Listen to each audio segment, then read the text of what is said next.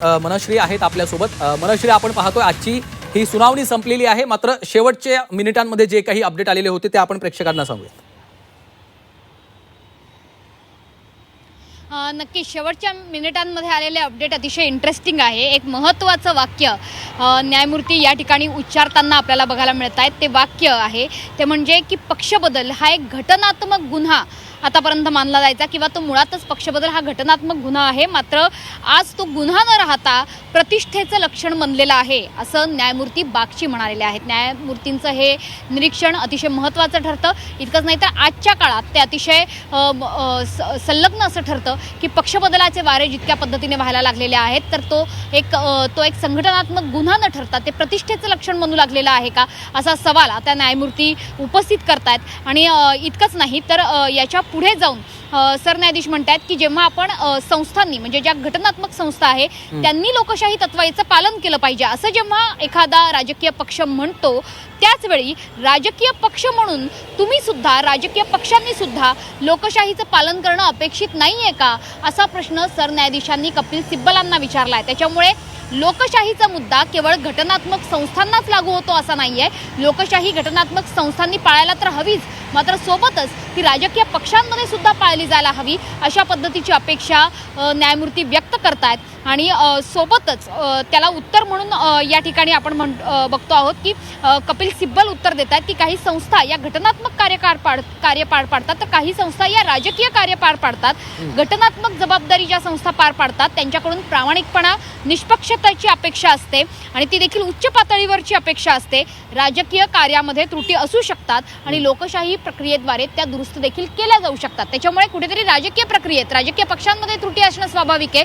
त्या राजकीय पक्षांमधल्या त्रुटी या लोकशाही मार्गातून आम्ही दुरुस्त करू, मात्र घटनात्मक संस्थांना तशी या त्रुटींची मुभा देता येत नाही। त्यांनी मात्र प्रामाणिक आणि निष्पक्ष असायलाच हवं अशा पद्धतीची अपेक्षा ही कपिल सिब्बल व्यक्त करतायत। तर दोन महत्त्वाची स्टेटमेंट सरत्या मिनिटांमध्ये म्हणजे आजच्या शेवटच्या काही मिनिटांमध्ये न्यायमूर्तींनी नोंदवलेली आहेत, सर्वोच्च न्यायालयाने नोंदवलेली आहे। एक म्हणजे पक्ष बदल करणं हे आता एक प्रतिष्ठेचं लक्षण झालेलं आहे आणि दुसरा मुद्दा म्हणजे ज्या पद्धतीची लोकशाही राजकीय पक्ष घटनात्मक संस्थांकडून अपेक्षित करतात तीच लोकशाही त्यांनी स्वतःच्या पक्षात सुद्धा पाळायला हवी। राजकीय पक्ष हे सुद्धा घटनात्मकरित्या लोकशाहीशी बांधील असायला हवेत अशा पद्धतीची अपेक्षा आता न्यायमूर्तींनी व्यक्त केली आहे। निश्चितच मनश्री, मला असं वाटतं की शेवटच्या मिनिटांमधले हे महत्त्वाचे मुद्दे आहेत, कारण लोकशाही मूल्य संविधान हे टिकवायचं असेल तर त्या दृष्टीनं आता ठोस भूमिका ठोस निर्णय झाला पाहिजे असं देखील त्यांनी म्हटलेलं आहे। कृष्णात, आपल्याला माहिती आहे की आजची जरी सुनावणी संपली असली तरी पुढच्या आठवड्यामध्ये पुन्हा एकदा आता ही सुनावणी होणारच आहे। त्यावेळेस एकनाथ शिंदेंचे वकील त्यांच्या बाजूने युक्तिवाद करतील असं बोललं जातं। पुढच्या आठवड्यात साधारणतः मंगळवारी किंवा गुरुवारी ही सुनावणी होऊ शकते आणि आता कपिल सिब्बल यांचा युक्तिवाद जर पूर्ण झाला असेल तर पुढची संधी ही एकनाथ शिंदे गटाला दिली जाऊ शकते आणि त्यांचे वकील हे मुद्दे मांडू शकतात। कपिल सिब्बल यांना आणखी वेळ हवा असेल तर पुढच्या मंगळवारी किंवा गुरुवारी जो काही सुनावणी सुरू होईल त्यावेळी ते मांडतीलच, परंतु कपिल सिब्बल यांनी जे महत्त्वाचे मुद्दे उपस्थित केले, कपिल सिब्बल हे अत्यंत ज्येष्ठ वकील आहेत आणि आतापर्यंत विविध महत्त्वाच्या केसेस ज्या घटनात्मक जिथं पेच निर्माण झालेला होता त्यावेळी कपिल सिब्बल यांनी केसेस लढवल्या होत्या आणि त्यावेळी घटनेचा नेमका अर्थ काय लागतो हे समजावून सांगण्याचा प्रयत्न हा कोर्टाकडे केला होता। त्यामुळं आत्ताची सुनावणी जी पार पडलेली आहे त्यामध्ये त्यांनी घटनात्मक चौकटीच्या बाहेर जाऊन काही निर्णय घेतले गेले निवडणूक आयोगाकडून हे सांगण्याचा प्रयत्न केला गेला आणि कुठल्याही प्रकारे विधिमंडळ पक्ष हा राजकीय पक्षापेक्षा मोठा नसतो।